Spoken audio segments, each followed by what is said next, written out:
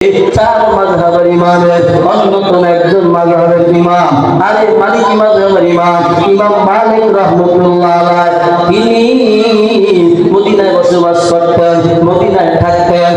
যখন তার প্রস্রাব পায়খানার ব্রেক করতেন, অনুভব হইত তিনি 7 মাইল দূরে গিয়া প্রস্রাব পায়খানা করতেন। সুবহানাল্লাহ। ক্লিয়ার ক্লাসে যাবেন, সুবহানাল্লাহ। মনোযোগ নাই, মনোযোগ দিয়ে বাবা। প্রস্রাব পায়খানা ব্যাগ করলে 7 মাইল দূরে গিয়া করছেন। কিতাবে লেখছে, বানেন না কথা না, আর শুনিন না কথা না। ও বাবা শুনেন, 7 মাইল দূরে গিয়া প্রস্রাব পায়খানা করে। লোকেরা জিজ্ঞাসা করে, হুজুর আপনি কেন এত দূরে গিয়া প্রস্রাব পায়খানা করেন?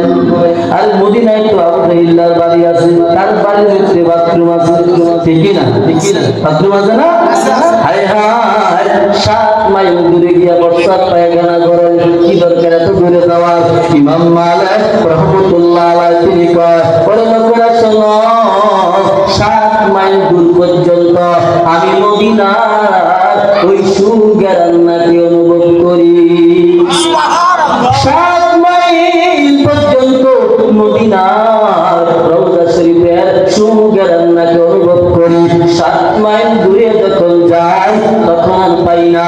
এই জন্য যেই জায়গার মধ্যে, যেই এরিয়ার মধ্যে হাইরে নবীর গ্যারান পাওয়া যায়, মদিনার গ্যারান পাওয়া যায়, ওই জায়গার মধ্যে আমি আমার হাত ছাড়তে রাজি না, রাজি না। আল্লাহু